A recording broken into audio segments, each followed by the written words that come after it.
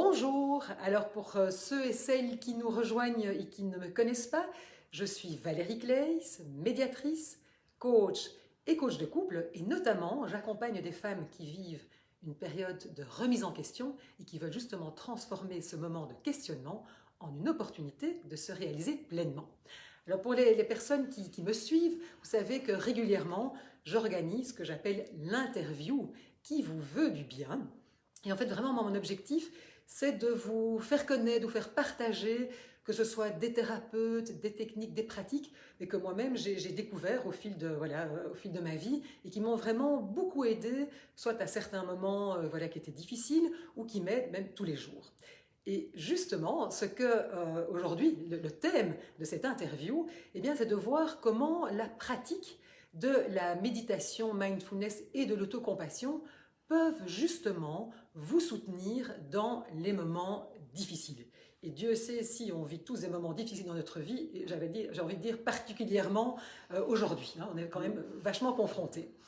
Et pour parler de ça, je suis super heureuse d'accueillir Catherine Ball. Bonjour Catherine. Bonjour Marguerite. Alors Catherine, merci mille fois d'avoir accepté de faire cette interview avec moi, parce que je sais que c'était un petit peu... c'est différent de ce que je fais d'habitude. Exactement, mais comme quoi il faut sortir de sa zone de confort, n'est-ce pas Catherine? Alors Catherine, pour ceux qui ne la connaissent pas, mais je suis sûre qu'il y en a beaucoup d'entre vous qui la connaissent déjà, mais bon, Catherine est coach, elle forme notamment des coachs à l'école de coaching BAO Élan Vital, d'ailleurs qui est l'école dans laquelle je me suis moi-même formée. Et puis aussi, surtout, Catherine est enseignante en méditation mindfulness et aussi en autocompassion en pleine conscience. Et c'est évidemment le sujet aujourd'hui, donc tu étais vraiment la personne pour pouvoir en parler. Mais avant peut-être, je dirais, de rentrer dans le vif du sujet, d'expliquer ce que c'est la pleine conscience, l'autocompassion, est-ce que peut-être nous dire dans ton parcours, qu'est-ce qui a fait qu'à un moment, tu t'es tournée vers la méditation pour que ça devienne vraiment, j'ai envie de dire, un pilier de ta vie aujourd'hui? Oui, tout à fait. Alors, ça date, je dirais, en tout cas, ça fait plus de 10 ans que j'ai découvert, on va dire, la méditation. Alors, depuis très longtemps, j'étais déjà attirée vers tout ce qui était bouddhisme, donc plutôt et donc je parle bien de la psychologie bouddhiste, oui. Pas le côté, pas le côté sacré ou quoi que ce soit, mais vraiment dans la compréhension en fait de l'âme humaine, parce que c'est vraiment ça la psychologie bouddhiste. Et donc dans un premier temps, j'ai essayé de méditer seule, donc j'écoutais l'un ou l'autre audio et tout ça, et je me suis rendu compte qu'en fait c'était pas du tout évident.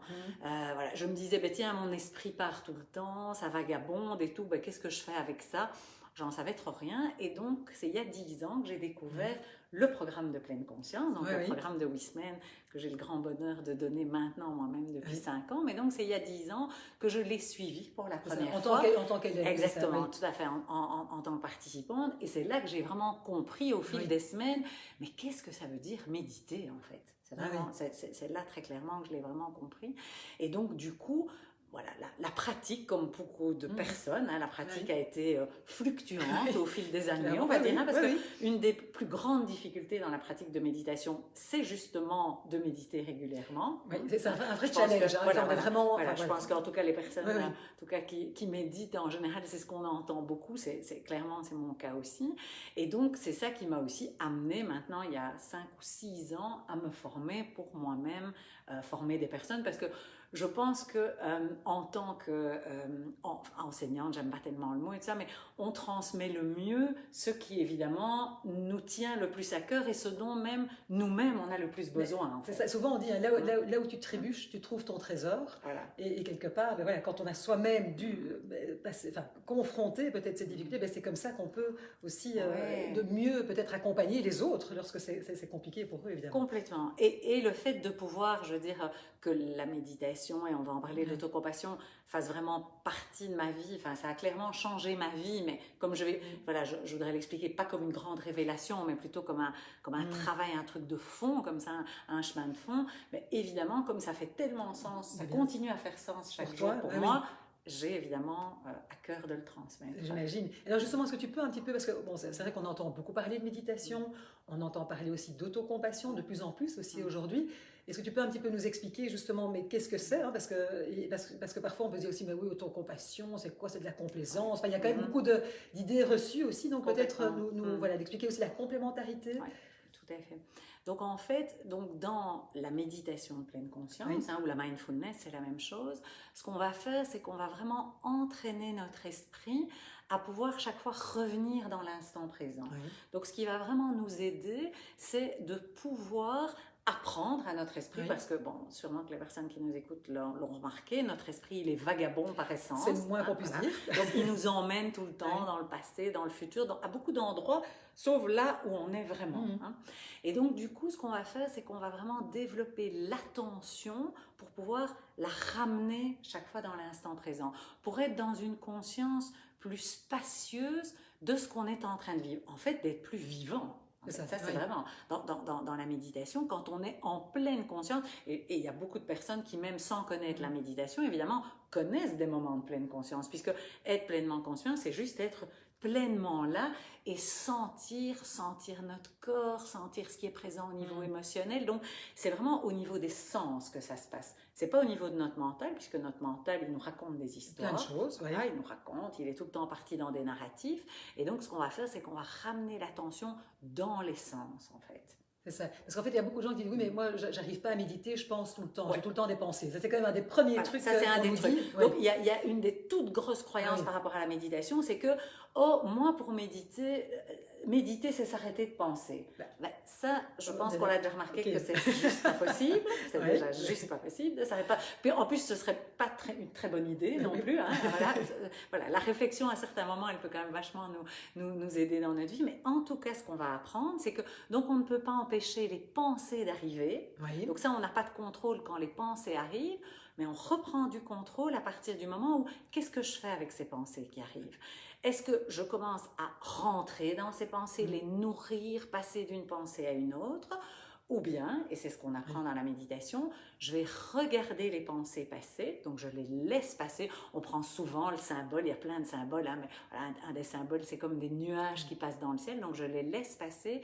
Et je reviens dans l'attention de l'instant. Et ce qui nous aide le plus, c'est le souffle, simplement, parce que le souffle, il est toujours à notre disposition. Donc, on va entraîner notre esprit à simplement pas tout le temps partir dans les pensées. Donc, la méditation, c'est quoi? C'est vraiment chaque fois revenir, ramener l'esprit. Donc, quand des personnes disent, ben oui, j'ai encore beaucoup pensé pendant que j'étais en train de méditer, c'est tout à fait normal. En fait, l'idée, c'est de ne pas s'accrocher à ces Exactement. pensées. Et de partir dans un narratif aussi, parce que souvent, ce qui se passe, c'est qu'on se raconte une histoire, et puis on est parti, et on n'est plus du tout dans le moment présent. Exactement. Et donc, ça veut dire aussi que ce que nous apprend la méditation, c'est à être moins identifié par rapport à nos pensées. Parce qu'on a une tendance, nous les êtres humains, à croire que nos pensées, c'est la réalité et que c'est vrai.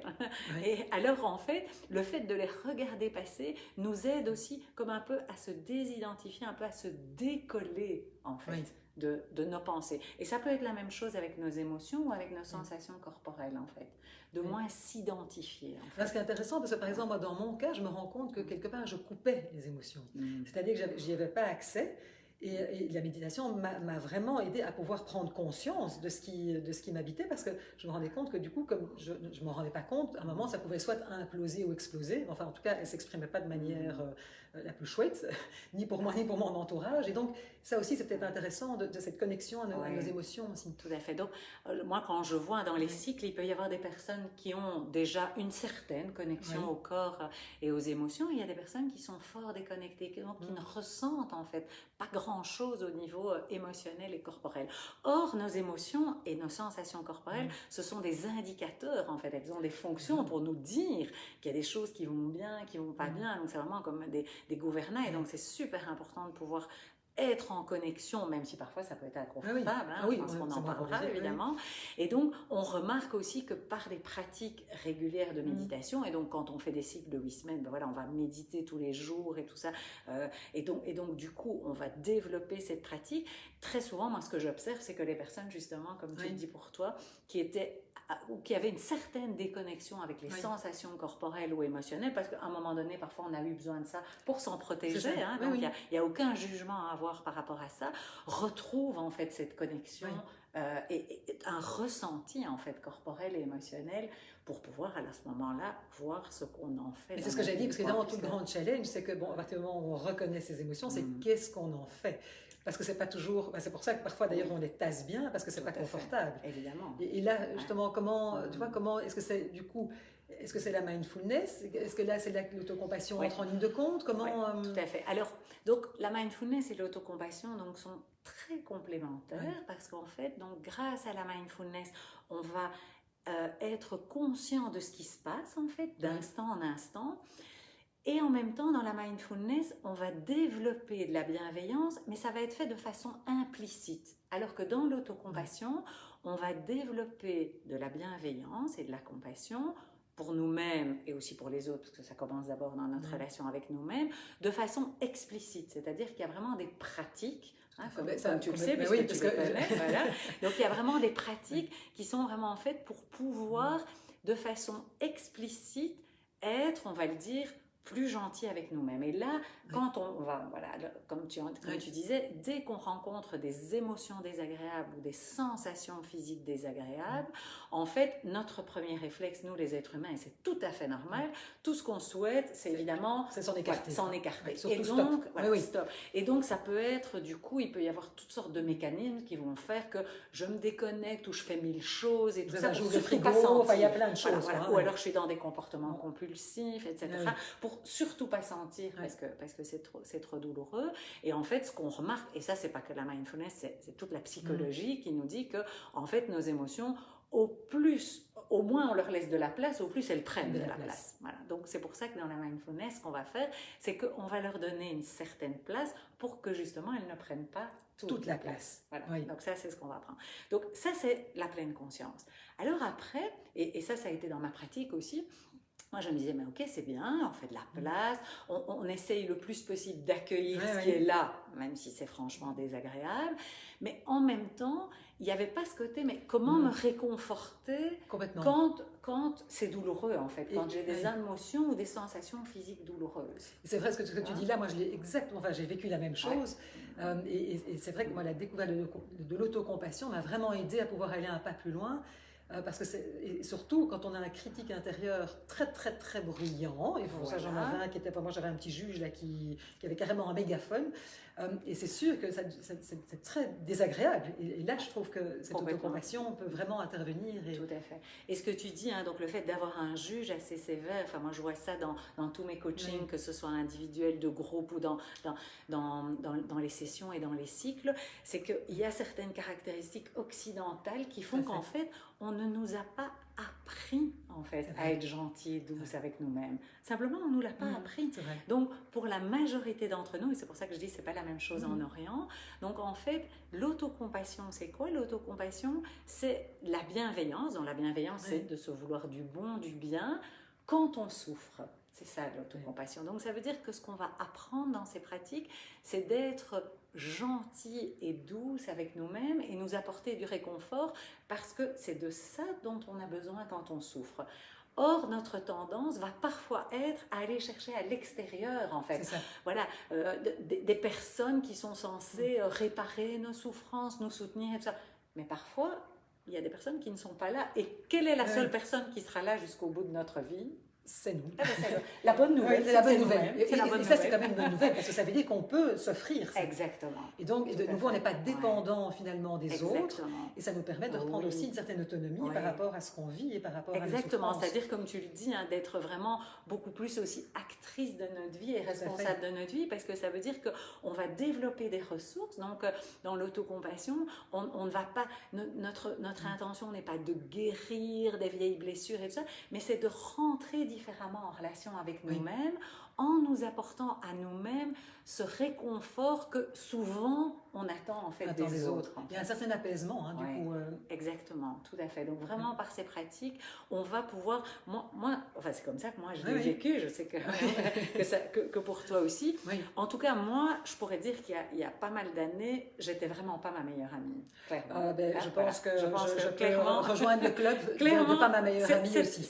Voilà. Donc par rapport aux autres, et c'est ce que j'entends aussi énormément, les gens me disent, mais comment ça se fait, je suis si bienveillante et si à l'écoute et si empathique par rapport aux autres, mais par contre, je ne me traite pas de la même façon. Mais c'est fou comment on se parle. Hein. Parce que moi, je vois bien, une petite anecdote, mais j'ai eu un bug. J'ai planifié, enfin, je me suis trompée dans la date de l'événement, je l'ai mis à peut-être hier. Certains d'entre vous, et donc vraiment désolé pour ceux qui ont attendu vainement qu'on arrive hier, puisque c'était évidemment prévu aujourd'hui, c'est moi qui me suis trompée. Et c'est vrai que ma première réaction, ça a été, mais enfin, espèce d'andou. Enfin, je me suis entendue me parler d'une manière. Puis je me suis dit, hop, stop, qu'est-ce qui se passe là? Un petit stop. Et puis il me dit, mais ok, ben oui, en effet, c'est clair que là je me suis trompée, mais est-ce que c'est pour ça que je dois m'en rajouter 3 couches? Et est-ce que l'erreur n'est pas humaine? Et c'est vrai que moi je me rends compte que depuis que j'ai fait le cycle qu'on a fait ensemble à Paris, et puis le cycle qu'on a fait après que toi tu as animé, eh bien c'est incroyable. En fait, c'est même presque devenu inné chez moi. Il y a des choses que je ne faisais pas avant, et là, depuis quelques années, je me surprends, et même avoir un petit geste, de fameux gestes, hein, vraiment des gestes apaisants. On peut sentir, voilà, quand on vit quelque chose qui est difficile, qui nous stresse, où on se sent pas à la hauteur. Et je me dis, mais c'est dingue, ça vient maintenant, c'est inné, quoi. Oui, tout à fait. Donc il y a vraiment, comme tu dis, et ça c'est à nouveau par la pratique, parce que ce que je trouve important, comme tu disais, que ce soit la mindfulness ou l'autocompassion, ce qui est important, c'est de ne pas se dire qu'on va avoir comme une espèce de révélation du jour au lendemain. C'est aussi tout un chemin de patience, d'approfondissement, et qui à un moment donné, comme tu le dis, il y a des réflexes qui viennent, ça devient à un moment donné un réflexe de oh là, où il y a de la souffrance, où il y a à nouveau mon juge intérieur qui s'est réveillé. C'est vraiment d'observer. Hein. Je l'observe grâce à la pleine conscience. Exactement. Et donc c'est pour ça que c'est hyper complémentaire, parce qu'on a besoin de la pleine conscience pour se dire ouh là c'est un moment de souffrance, là. Je sens, soit mon critique intérieur s'est réveillé, et donc c'est très désagréable, soit là, à un moment, là, c'est plutôt de la tristesse, hein, avec ce qu'on est en train de vivre pour le moment. J'entends beaucoup de gens, de la lassitude, du ras-le-bol, de l'appréhension pour les temps, enfin là, ça a toujours été des émotions humaines, évidemment, mais elles sont encore parfois amplifiées, évidemment. Pour moi, elles sont exacerbées par rapport à ce qui se passe. Évidemment, à tout ce qu'on est en train de vivre. Et là, ça va être une pause, on peut l'appeler la pause d'autocompassion, pour pouvoir, et il y a vraiment donc des pratiques, il y a un ensemble de pratiques qu'on peut donc écouter, puis qu'après on peut se dire aussi à nous-mêmes, pour pouvoir prendre soin avec nous-mêmes. Et donc, en tout cas, moi, aujourd'hui, c'est pas je pense, c'est que je le sens dans mon corps, que je suis devenue ma meilleure amie. En fait. C'est ça, tu l'incarnes quelque part. Enfin, c'est là quoi. Je suis rentrée en relation avec moi-même, comme j'étais en relation avant avec mes meilleurs amis. Voilà, aujourd'hui, je rentre en relation. Et très clairement, c'était vraiment pas le cas. Je peux vraiment témoigner. Moi, j'étais tout à fait dans le même cas de figure, et c'est sûr. Alors justement, parce que pour les personnes qui disent, mais comment on apprend ça, comment on peut faire, hein, parce que c'est vrai que moi, il y avait un livre qui pour moi avait été, d'ailleurs, c'était grâce à toi d'ailleurs. Tout à fait, le révélateur. Le révélateur, parce que je me souviens, tu le lisais, on était ensemble à une retraite, justement, de méditation, et puis tu m'as dit, je viens de terminer un livre fantastique qui est S'aimer, ou Comment se réconcilier avec soi-même, de Christine Neff. Tout à fait, qui est donc une des fondatrice du cycle d'autocompassion. Et je me souviens, tu m'avais dit, tu m'as dit, écoute Val, tu dois lire ça. Et je l'ai lu, je me suis dit, mais moi, ce livre, franchement, ça a été, pour moi, il a changé ma vie. Ça fait partie de cette chose, voilà, de ces événements. Je me dis, waouh, il y a eu un avant, un après. Complètement. Donc ça, on a vécu la même chose, évidemment, pour moi, clairement. Et donc, je te remercie, que c'était grâce à toi. Oui, vraiment, enfin, moi, évidemment, j'en parle énormément autour de moi, parce que c'est tellement, comme tu le dis, ça peut être une révélation de une prise de conscience de tiens, comment est-ce que j'ai pu me traiter comme ça pendant autant d'années. Donc parfois ça peut être difficile de s'en rendre compte, donc ça peut aussi occasionner de la souffrance, de se rendre compte comme nous ne nous sommes pas bien traités nous-mêmes pendant autant d'années, et puis de pouvoir faire justement tout ce chemin de transformation dont Christine Neff parle dans son livre aussi, et donc de pouvoir alors rentrer dans des pratiques, comme tu disais, alors comment est-ce qu'on apprend ça, donc il y a des cycles qui sont donc conçus autant donc pour la mindfulness. Il y a un cycle des 8 semaines qui lui est assez connu parce que ça date des années 80, donc ça fait quand même maintenant 40 ans que Jon Kabat-Zinn dans le monde a fait connaître ces cycles donc, de mindfulness donc, Voilà, que je toi, donne tu donnes, moi-même d'ailleurs, depuis, que voilà, toi, c'est tu la donnes. 5e année là, Oui. que je donne maintenant des cycles donc, qu'on appelle les cycles de 8 semaines. Oui. Et donc, il y a aussi des cycles donc, pour Maintenant. apprendre l'autocompassion. Donc, Que on voilà. a fait, puisque voilà, tu as été mon assistante dans le cycle ici précédent, où donc aussi, en fait, pendant 9 semaines, ici, c'est vraiment un peu le même type de format. On se voit une fois par semaine pour pratiquer, et puis on apprend à pratiquer chez soi, à la maison, pour qu'évidemment, ces pratiques puissent s'ancrer dans notre quotidien et qu'on puisse avoir... C'est comme si on avait beaucoup plus de ressources. En fait, c'est comme si on avait une boîte à outils tout à coup. On a une boîte à outils dans laquelle on peut aller piocher quand justement on vit quelque chose qui est difficile. Voilà, tout à fait. Et ça, je trouve que c'est de vraiment se sentir intéressant. beaucoup moins démunie. Absolument. Moi, en tout cas, il y a quelques années, quand je traversais des choses difficiles, je me sentais très démunie. Et aujourd'hui, c'est comme s'il y avait, voilà, comme tu dis, voilà, clairement, les ressources, elles sont là. Et ça ne dépend que de nous d'aller de les pratiquer. De les activer, de les pratiquer, tout à fait. Exactement. Ça, c'est super. Et ça, tu donnes aussi, évidemment, ce cycle. Donc ça aussi, donc il y a le cycle aussi d'autocompassion qui est donné un peu sous le même type de format. Et donc les cycles en fait donc que je donne sont renseignés puisque donc moi je suis coach au bouche à oreille, donc au BAO Group. Et donc en fait voilà sur tout donc sur le site du BAO il y a les cycles que je donne donc d'autocompassion. Et puis si on veut savoir qu'il y en a d'autres, on peut aussi t'écrire, j'imagine. Bien sûr.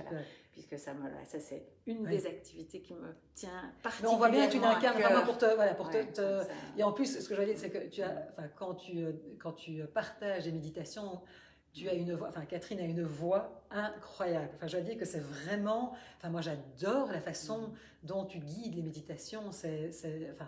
Tu incarnes ça. Je peux pas le dire autrement. Disons que quand je le fais moi-même, donc je le sens, voilà, c'est fantastique. Ça vient de l'intérieur. Je sais que c'est le feedback d'ailleurs que tu reçois, régulièrement de tout le monde, parce que c'est vrai que tu as une voix qui nous transporte. C'est très très agréable. Et franchement, on va pouvoir faire et le cycle mindfulness et l'autocompassion. Vraiment, moi, je vois que ce sont vraiment des ressources que j'utilise tous les jours, en fait, dans ma vie de tous les jours. Est-ce que tu l'utilises aussi dans tes coachings? Parce que comme tu accompagnes aussi, parce que ceci, moi, je me rends compte de plus en plus. C'est ça, moi, je vois bien, j'utilise aussi avec mes personnes qui viennent me voir. Alors, très souvent, la mindfulness, je m'en sers plus, par exemple, quand les personnes ont des difficultés, sont pas bien au niveau émotionnel. Et alors, il y a beaucoup de personnes, c'est « Oh, je suis désolée, désolée de pleurer ». Donc, en fait, ça veut dire que c'est difficile d'accepter les émotions qui sont là, ô combien elles sont pénibles. Et donc là, souvent, à ce moment-là, je guide l'une ou l'autre méditation et je me sers évidemment de ce que la personne a dit pour pouvoir guider évidemment la méditation pendant les séances, pour pouvoir... Donc, mon intention à ce moment-là, c'est de faire de l'espace, évidemment, pour ce qui est difficile. Et parce qu'ici, on parle de ce qui est difficile, évidemment, et aussi de pouvoir apprendre à savourer ce qui est bon. Bien, évidemment, parce que c'est ça aussi. C'est ça aussi.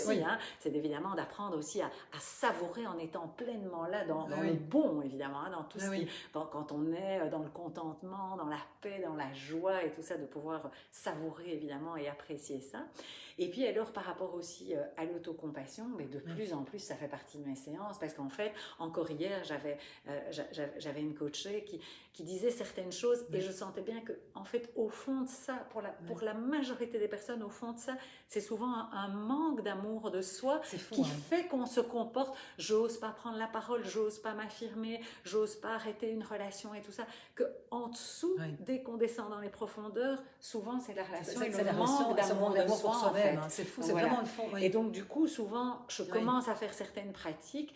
Et puis, il y a beaucoup de personnes qui, alors après, si ça leur parle, évidemment, font le cycle. Parce que, voilà, le fait de faire une pratique quelques minutes, évidemment, on ne va pas remplacer. C'est pas la même chose que de pouvoir fait de faire un cycle. Mais en même temps, je trouve que c'est bien de pouvoir goûter pour que les personnes sentent, est-ce que c'est mon chemin ou pas? Parce que voilà, ici, nous, on parle des chemins. Et bon, moi, je veux convaincre personne. Non, mais en tout cas, c'est clair que c'est pour ça que moi, je voulais le partager. Parce que, en tout cas, moi, personnellement, ça m'a énormément aidé. Et je me rends compte qu'il y a vraiment un avant, un après. Quelque part, et que ça fait partie de ma vie, et c'est vraiment quelque chose. Et c'est pour ça que, après, comme tu dis, chacun trouve ce qui lui convient, fait ses expériences. Mais moi, très clairement, je me rends compte que c'est... Et comme tu le dis, puisqu'on a vécu Oui. le cycle ici Mais oui. avec 12 Oui, personnes, c'était fantastique. c'était le cas. Les personnes disaient, mais maintenant, il y a Ouais. vraiment un avant et un Oui, après le oui, cycle. oui. Voilà, il y a des choses qui se sont transformées aussi en termes Oui. de prise de conscience et Tout de à fait. relation à soi. Ça, c'est magnifique.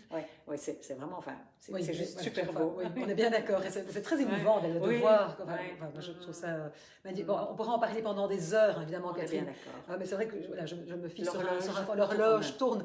Est-ce qu'on pourrait peut-être éventuellement terminer par une petite méditation, voilà, nous faire vivre, et comme ça on peut terminer avec ça. Très volontiers. Donc, je vais proposer à ceux et celles qui nous écoutent, en tout cas, de s'installer le plus confortablement possible, là où on est. Si c'est OK de pouvoir fermer les yeux, et si c'est trop inconfortable, de les laisser entrouverts. Et juste là maintenant, de pouvoir prendre le temps d'être pleinement là. Et ce qui nous aide à être pleinement là, c'est de pouvoir sentir notre corps, de sentir les points de contact, le contact peut-être des pieds avec le sol, ou le bassin avec ce qui vous soutient juste là maintenant. De relâcher les épaules, les mains sont posées peut-être quelque part sur les cuisses, en tout cas pour relâcher complètement les épaules pour que ce soit le plus confortable. De sentir qu'on est dans une posture d'ouverture, de sentir de l'ouverture dans la cage thoracique, dans la poitrine, et de pouvoir ressentir le souffle dans le corps. Juste rien changer à la respiration, d'être pleinement présent pendant la durée de chaque inspiration et la durée de chaque expiration. Et je vous invite juste là maintenant à vous demander, tiens, comment est-ce que c'est juste là maintenant dans mon corps, sans que ce soit au niveau du mental, mais plutôt au niveau du ressenti corporel. De sentir qu'il y a peut-être des zones de tension dans le corps ou d'autres zones où c'est détendu. Sentir si le corps est plutôt fatigué ou plutôt en énergie. De ressentir aussi comment c'est émotionnellement, c'est quoi les états d'âme ou les émotions. Il y en a peut-être une qui est plus présente juste là maintenant, de simplement reconnaître ce qui est là. Puis de voir que si le ressenti est plutôt agréable, voir si je peux savourer ça, l'apprécier, parce qu'en fait, en méditant aussi, on se rend compte de l'impermanence des choses et que tout change tout le temps et que donc, après le plaisir viendra le déplaisir, c'est tout à fait normal, et qu'après le déplaisir viendra le plaisir. Et donc, quand il y a quelque chose de bon et d'agréable, de le savourer à travers tous nos sens. Puis de pouvoir aussi prendre conscience que si juste là maintenant, il y a un ressenti plutôt désagréable au niveau, ça peut être au niveau corporel ou au niveau émotionnel, voir si on peut faire un peu de place pour ça, de créer un peu d'espace pour ce qui est désagréable. En fait, simplement parce que c'est là, donc nous ouvrir à l'expérience, simplement parce que c'est déjà là. Peut-être voir si nous pouvons être un peu tendres avec ce qui est désagréable, attendrir quelque peu cela. Et puis, si nous le souhaitons, quand il y a quelque chose de désagréable, on peut aussi s'offrir ce qu'on appelle un geste apaisant, donc de pouvoir poser la main, ça peut être sur le cœur ou les deux mains, ou pour certaines personnes, ça peut être parfois aussi plus une main, par exemple, sur l'abdomen, si parfois on peut sentir que ça peut être apaisant. Et en fait, on ne cherche pas à rejeter ce qui est désagréable, mais plutôt à faire de la place en fait. Et avec ce geste apaisant, notre intention est de nous apporter du réconfort,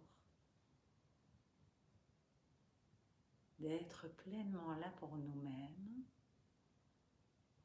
quand nous ressentons quelque chose qui a une tonalité désagréable, quand nous sommes en souffrance. Et là, si ça peut sonner juste pour vous, si ça vous parle, ce que je vous propose, c'est peut-être juste voir si on peut se murmurer à l'oreille à nous-mêmes quelque chose qu'on a envie d'entendre, puisque comme on en parlait tout à l'heure, parfois on attend des autres qu'ils nous réconfortent ou qu'ils soient là pour nous, et là, peut-être juste de faire l'expérience de qu'est-ce que j'aurais envie de me murmurer à l'oreille. Parfois, ça peut prendre une forme de souhait, par exemple, que je puisse me faire confiance, que je puisse ressentir de la paix. Quoi que ce soit d'autre, ça peut être aussi mais ça va aller. Quoi que ce soit que j'ai envie d'entendre, que j'ai besoin d'entendre. Au début, ça peut peut-être paraître bizarre de s'adresser comme ça à nous-mêmes.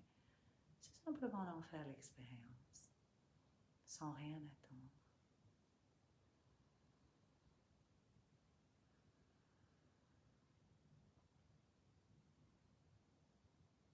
Puis je vous propose de laisser cette expérience passer à l'arrière-plan du champ de la conscience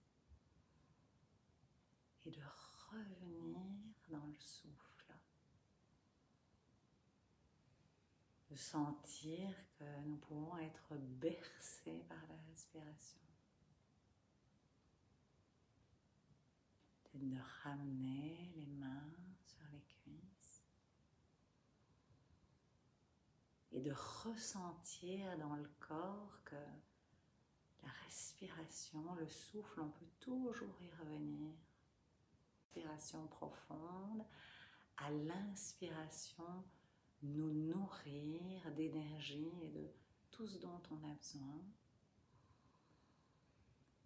Et à l'expiration, relâcher tout ce qu'on a relâché.